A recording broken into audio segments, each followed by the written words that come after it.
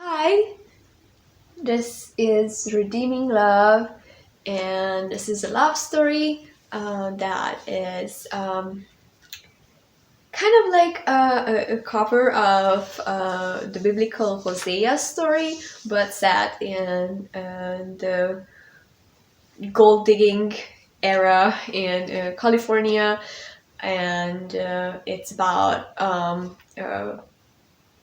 farmer, a very pure-hearted farmer who marries a seriously traumatized prostitute girl who had been sold into a brothel when she was 8. And there is a very slow process of the girl getting healed emotionally and opening up to love. And it's kind of like the way like Jesus loves, like this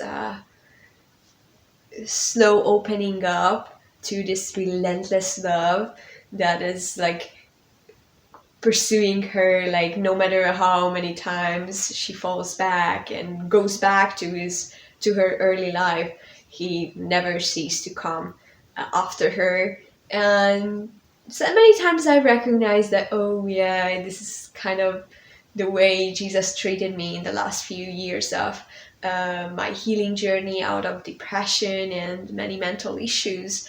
So the first time was like being absorbed in the story because it's a good love story and quite deep and psychological as well.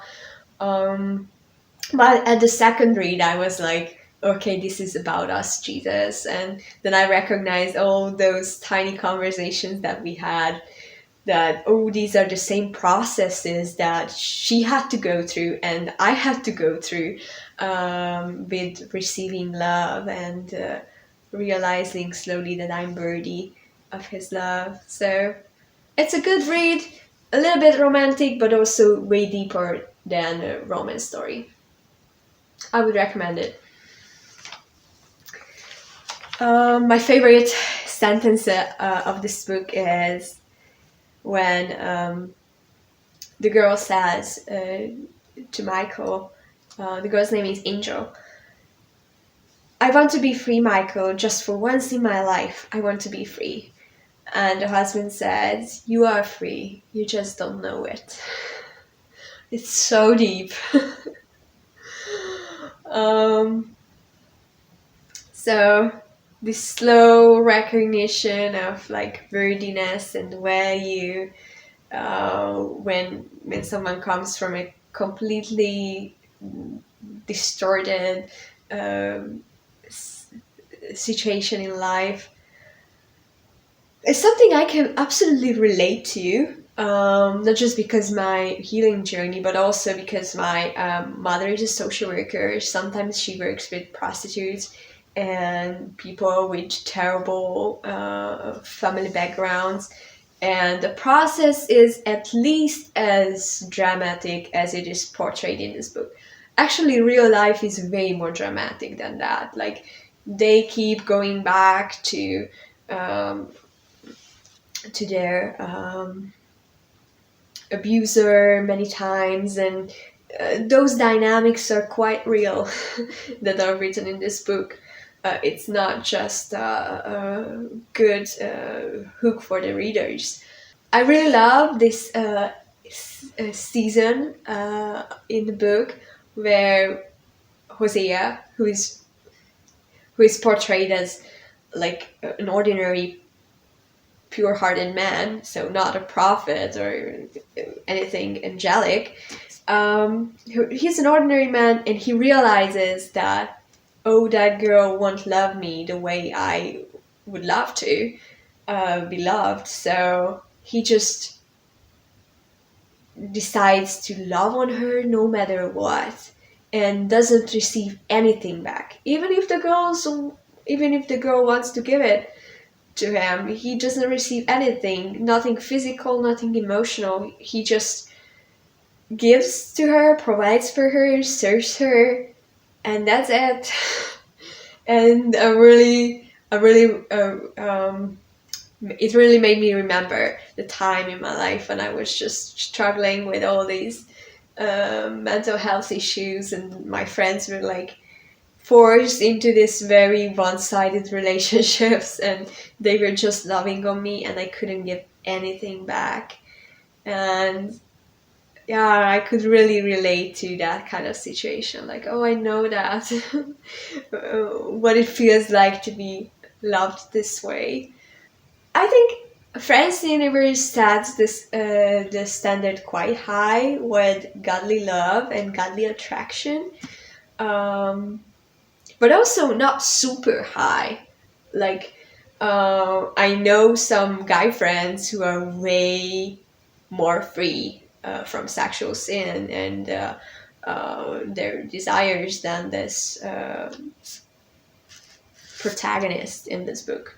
So the way they treat like women when they are getting healed of things, and inner healing and deliverance and all that, they can treat women like absolutely not as women, just as the child of God for like years. And it was portrayed in this book like Hosea was struggling with his feelings. And I know guys, they don't struggle with their feelings, they just love loving people like as their sisters. So yeah, I think there is a higher standard in that, and I'm so happy that I was able to experience it. There is a book, but also there is a movie with that story. Um, I think the movie is not a Christian movie. Like, not it wasn't Christians who has done it, and I think it makes it way much better.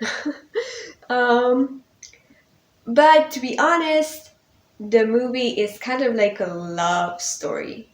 It's not that deep as the book is.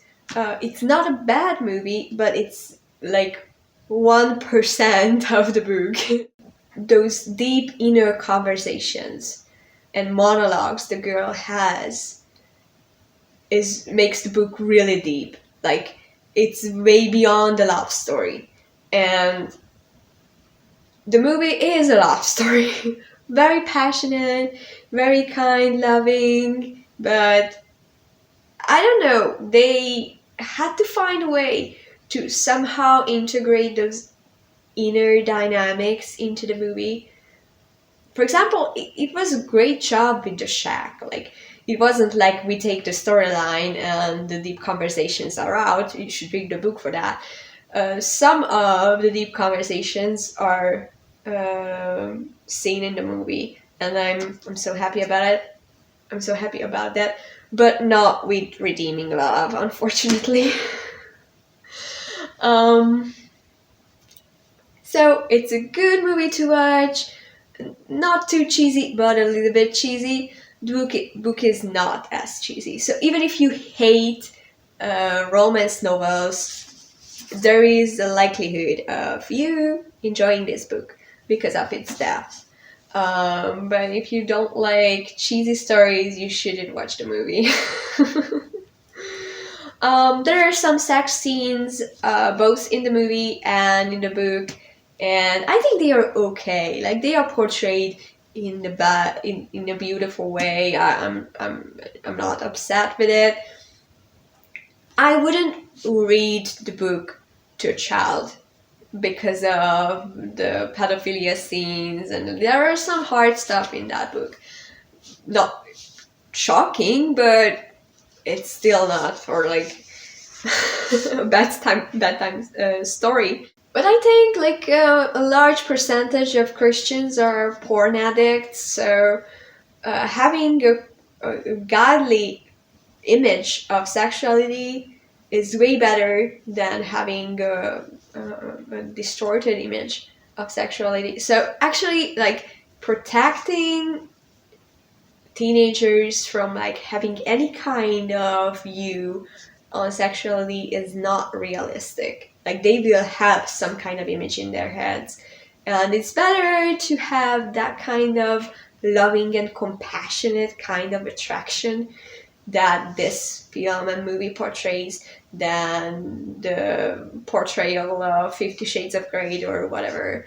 I think we shouldn't be that uh, overly conservative. So there are like these blogs that say like you shouldn't watch this movie and it's of the devil and it's over sexualized. This world is very over sexualized, and it kind of tries to give a healthy picture of the already over sexualized world. So um, I think this is healthy for a teenager to know that much about sex. That's what I think. It's not dirty, like it doesn't turn into a porn book describing all the details. So I think if a teenager wants to read it, I think you should let him or her read it. I really enjoyed this book. The first read was very quick because it is quite well written. I'm not an expert on writing books, but I think for a romance story, it's the best that I have read. So I don't read romance stories because I don't like them that much. But if you want an entertaining romantic thing with a little bit of with a quite a depth to it, and this is your book. So with way less depth, it could be enjoyable. But Francine decided to give much depth to the story. It so much so that sometimes you feel like it is too deep for a romance story. Like it's kind of like pushing the boundaries. But I think it's in a healthy way. Like sometimes we should like break the boundaries of a genre, and it kind of happens with that book. And it is also largely successful and largely debated. If you want to write love stories with some kind of psychological aspect to it, you must read that book. So I would absolutely recommend it. It's not a devotional book, it's a fiction. But you can read it with your mindset on the dynamics of the girl opening up to love, and getting rid of those traumas and pains and slowly melting in this overwhelming wave of love. It's just worth having that eye on the book and just see how Jesus is love and God's kind of love is portrayed. I think that's one of the best sides of this book, besides the psychological aspect. That's all for today. God bless you.